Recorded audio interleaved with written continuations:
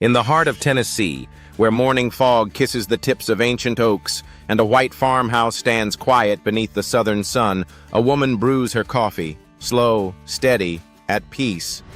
That woman is Trisha Yearwood, not on stage, not on screen, but barefoot on her 4-acre sanctuary, surrounded by hummingbirds and handwritten lyrics.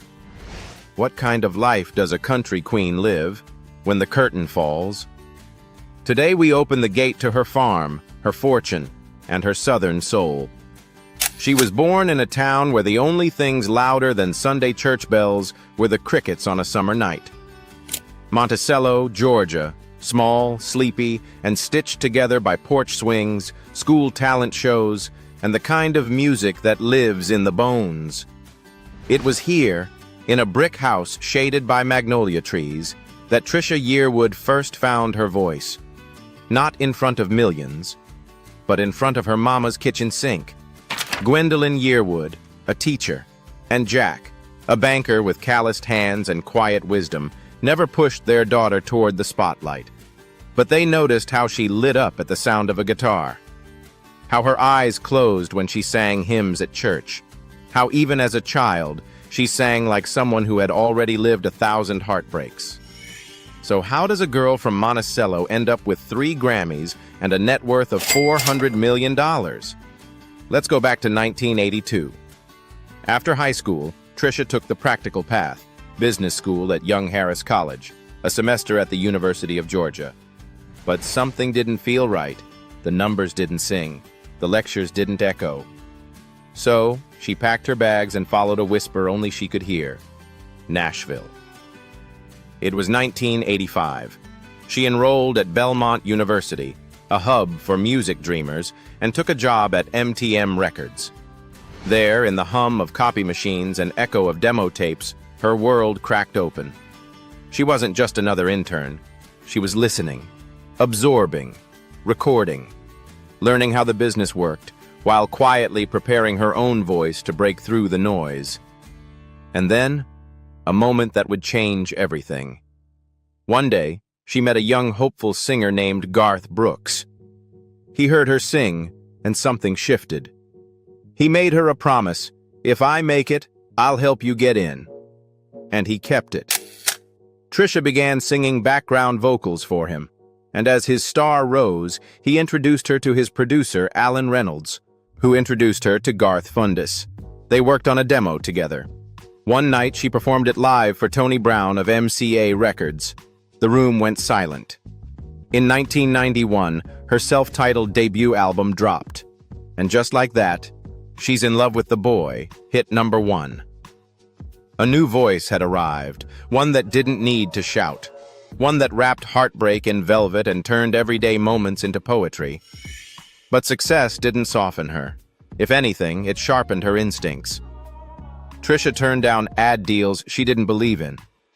In one famous moment, during a commercial shoot for Revlon's Wild Heart perfume, she refused to pose intimately with a male model. "This isn't who I am," she said. They rewrote the ad. She stayed true. Then came Hearts in Armor, a searing portrait of love and divorce. Critics called it her masterpiece. But for Trisha, it was simply honest. "I had to ask myself," she once said, "if I passed Emmylou Harris on the street, could I hold my head high?" Yes, she could. The hits kept coming. The song Remembers When, Thinking About You, everybody knows. Each album a new chapter. Each song a quiet rebellion against the shallow and expected. Her voice became synonymous with depth. In 1997, Songbook, a collection of hits, became her first album to hit #1 on the country charts. And it wasn't just a celebration of what she had done, it was a sign of what she still had to say. The duet, In Another's Eyes, with Garth Brooks, stirred hearts and rumors. But more on that later. Behind the scenes, Trisha was becoming more than just a singer. She was a standard, a benchmark. Someone who could sing a Patsy Cline cover and make you cry, then turn around and host a holiday special with Luciano Pavarotti and make it feel just as intimate. Then came Real Live Woman. Inside Out. Albums that asked questions instead of giving answers. Albums that embraced her womanhood, her grief, her strength. In every line, you could feel the soil of Georgia, the neon glow of Nashville, the silence between concerts. And then, something shifted again. Trisha stepped away from the mic, not to retire, but to reinvent. She cooked. She wrote books. She started a TV show, and in doing so, she brought home into the spotlight, just like she once brought heartbreak to the stage. But even as the world changed, her voice remained the same. When she returned with Every Girl in 2019, it wasn't a comeback. It was a continuation, a reminder that the girl from Monticello who once sang in church had never stopped singing. She just made the world her choir. And perhaps that's why her home today isn't just bricks and beams. It's memory and melody. Let's step inside. Farm in Tennessee, just 20 minutes outside of Nashville, tucked beneath a canopy of ancient oaks, sits a white southern farmhouse that looks like it was plucked from a storybook. But this isn't fiction. This is home. This is where Trisha Yearwood found stillness after the storm. A place where the floorboards creak with laughter and the kitchen always smells like Georgia peach cobbler. Known as the Brentwood Farm, this 4-acre haven is more than just real estate. It's an extension of Trisha's soul. The first thing you notice as you arrive is the wrought iron gate, gently arched, flanked by hedges manicured like music notes. A gravel path curves its way past hydrangeas and crepe myrtles, leading you toward a 2-story white home with dark shingles and black shutters. Built in 1920, the house holds nearly 6,600 square feet of history. Preserved, restored, but never polished to the point of forgetting where it came from. Trisha didn't want modern luxury that erased the past. She wanted something that whispered, "You belong here." And when you step through the front door, the world goes quiet.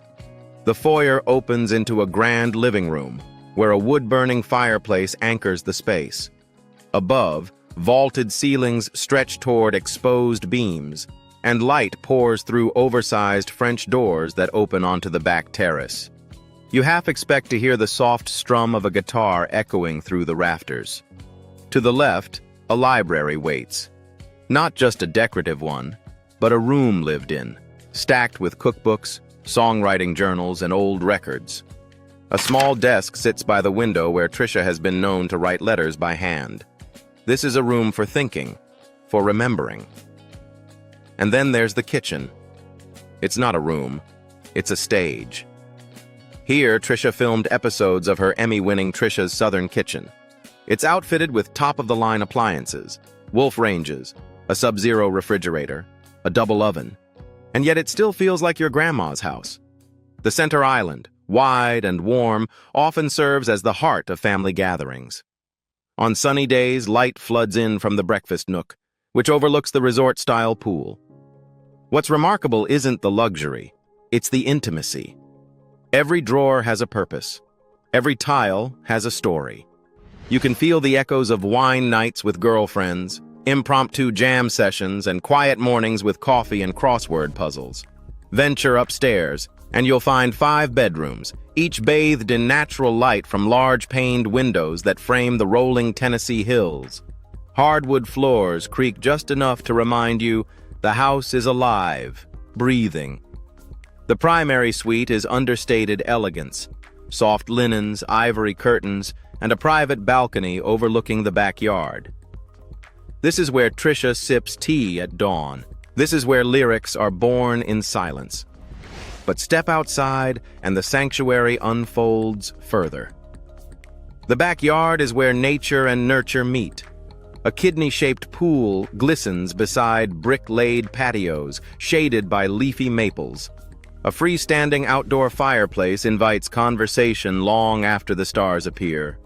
To one side, a vegetable garden thrives, basil, rosemary, tomatoes, tended with the same care Trisha brings to her lyrics. There's even space for her dogs to roam, tails wagging beneath the open sky. The whole 4-acre property is fenced by tall hedges, not to shut out the world, but to hold the quiet in. It's peaceful, but not isolated. Serene, but not sterile.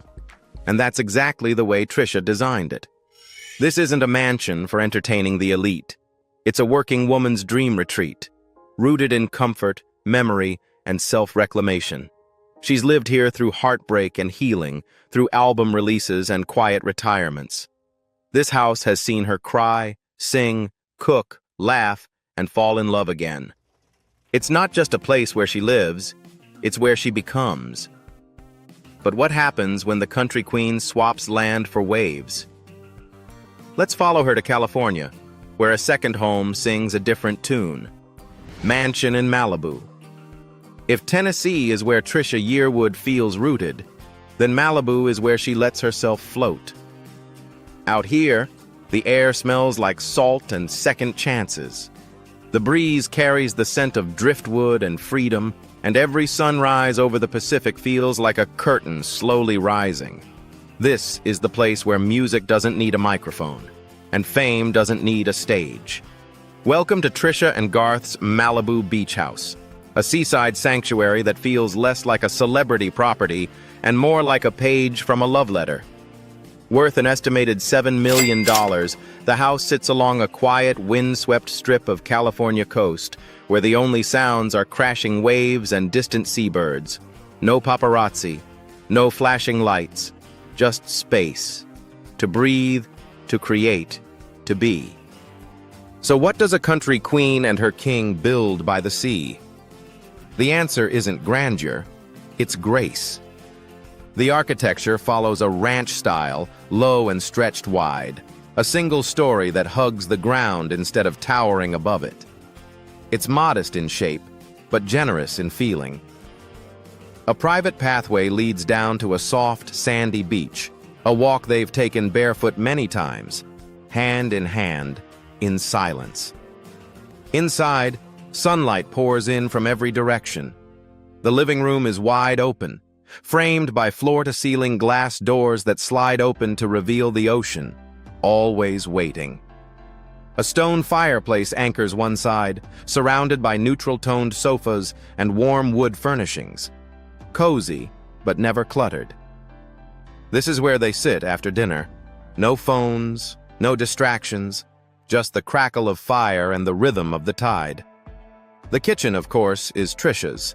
It's not as grand as the Brentwood kitchen, but it's intimate, with marble countertops, a spacious island, and bar stools where Garth often perches with a glass of wine while she stirs a pot or laughs at something he said. Here, everything opens outward. Dining room, kitchen, and living space flowing like verses of a song into the back patio, where the Pacific becomes the fourth wall. The home has 4 bedrooms, each designed with maximum exposure to the outdoors. But the primary suite, that's where the magic happens. Not dramatic magic, not luxury hotel magic, the real kind. A sliding glass door opens directly to the backyard lawn. On breezy nights, they sleep with it open, letting the sound of waves become their lullaby. There's no curtain drawn here, because why would you hide from the moonlight? And then there's the outdoor oasis. A covered patio stands just outside the living room, perfect for early breakfasts or late-night wine with close friends. A stone-lined swimming pool glistens beside it, often still and reflective in the morning, lively and loud by afternoon when family visits. Tucked behind a row of trees, there's a half-court basketball area, mostly used by visiting friends, godchildren, and Garth himself, who's been known to shoot a few hoops after writing sessions. Evenings often end by the outdoor fireplace with blankets, music, and maybe a little off-key duet that only the ocean is lucky enough to hear. But perhaps the most powerful part of this home is what it doesn't have. There's no trophy wall, no red carpets framed in glass, no echo of ego. Because Malibu, for Trisha and Garth, isn't about being seen. It's about disappearing. Together. It's about the life between the shows. The days when they don't need applause, just a rising tide and each other. It's the soft chapter after the hard chorus. It's the bridge in a long, melodic life. But even far from the spotlight, her success speaks through the silence. So where does Trisha Yearwood's fortune really come from? You wouldn't know it, watching her barefoot in a Tennessee kitchen, humming while folding linens. But Trisha Yearwood is worth $400 million. Yes, you read that right. 400 million. It's a number that makes headlines, but behind it lies something quieter, deeper, and more fascinating than you might think. Because Trisha didn't get rich overnight. She didn't bet on a tech startup or inherit a fortune. Her wealth came one song, one dish, one decision at a time, stacked like bricks in a slow, steady mansion of her own making. But here's the twist. Trisha doesn't act rich. She drives herself to the grocery store.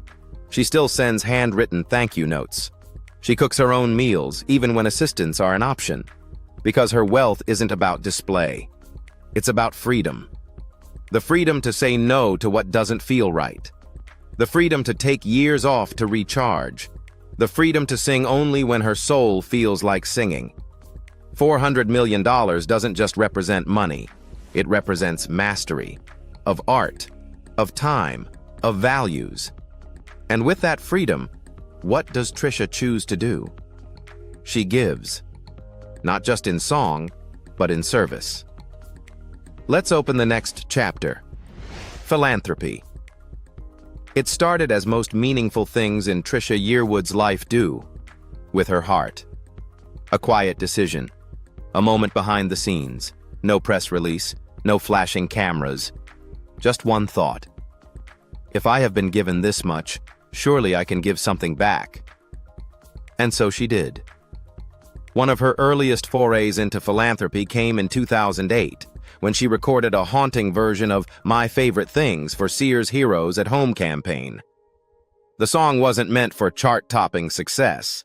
It was meant to wrap around the hearts of military families during the holidays, those separated by oceans and orders.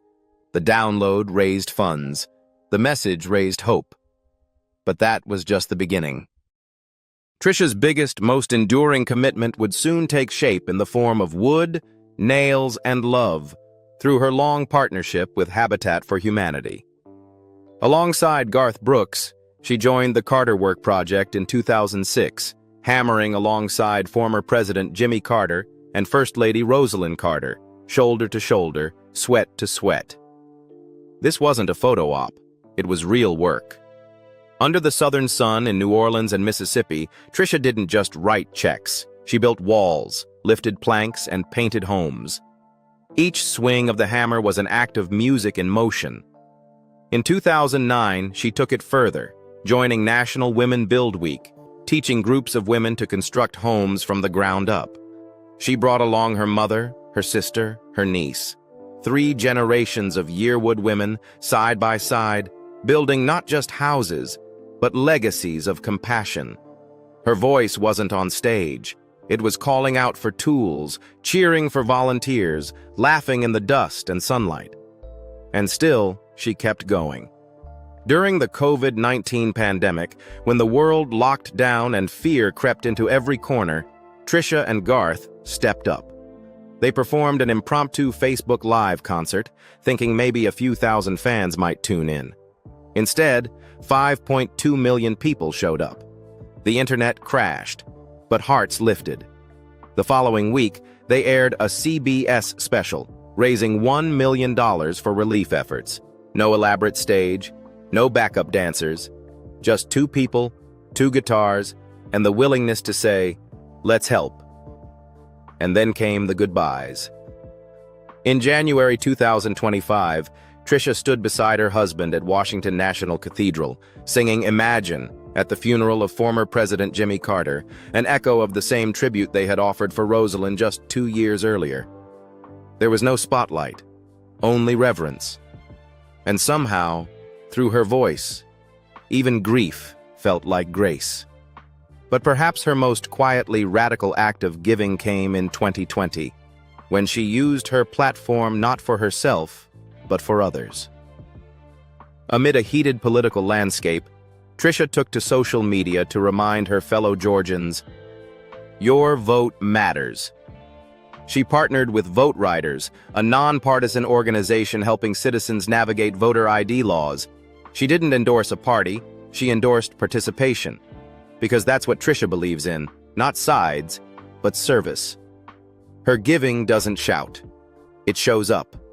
In paint-stained jeans on a construction site, in holiday melodies sent to homes that feel forgotten, in quiet donations, in shared meals, in unwavering presence.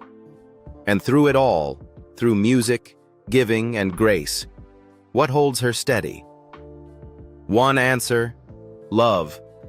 The kind that begins at home and never stops growing. Personal life. There was a time when Trisha Yearwood wasn't sure if lasting love would ever find her.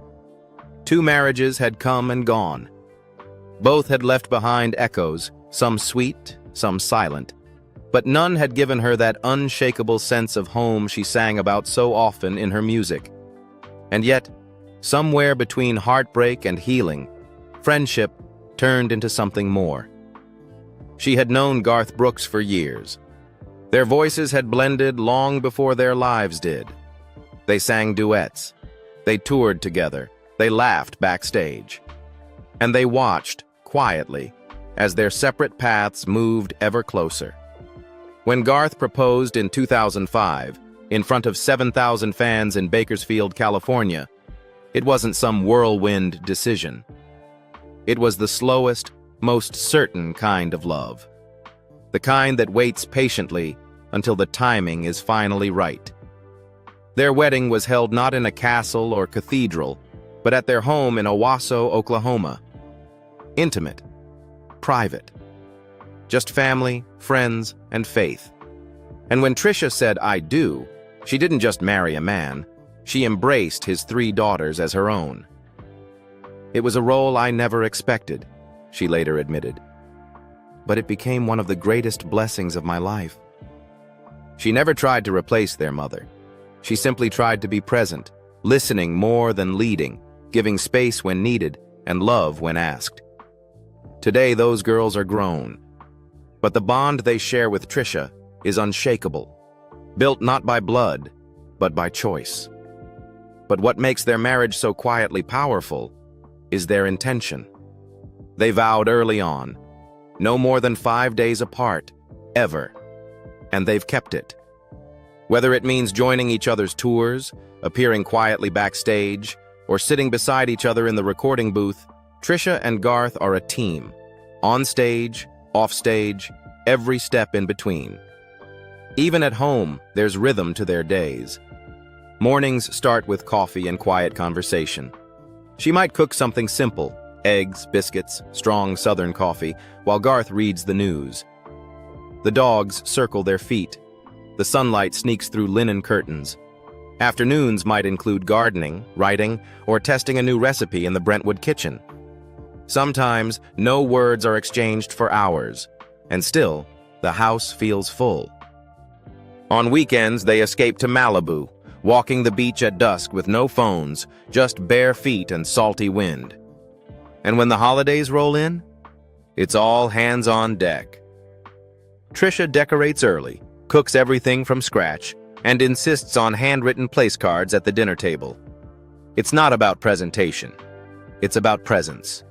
Friends describe her as grounded, funny, incredibly sharp, but never one to seek attention. She still shops for groceries herself. She still writes thank you cards. She still believes a home-cooked meal can heal more than most medicines. In recent years, she's taken up journaling, photography, and even quiet hikes in the woods surrounding their Tennessee home. "I've learned to sit still," she says, "to breathe, to let the world slow down around me instead of racing through it." Faith for Trisha isn't always found in pews or scriptures. It's found in the softness of a dog's snore, the warmth of cornbread fresh from the oven, the feel of her mother's quilt on a rainy day. And in every note she sings, even now, you can hear it. A woman who has loved deeply, lost bravely, and lived beautifully. A woman who found stardom on a global stage and found peace on a 4-acre farm just outside Nashville. So what does it mean to be truly rich? To have millions, yes, but also to have mornings like these, evenings by firelight, and a life stitched together with purpose? It's not the house or the fortune. It's the soul you put inside them. If Trisha Yearwood's life has shown us anything, it's that grace, grit, and gratitude never go out of style. If her story moved you, her home, her heart, her harmony, then share this video with someone who needs a reminder of what true richness looks like. And don't forget to subscribe for more soulful journeys just like this.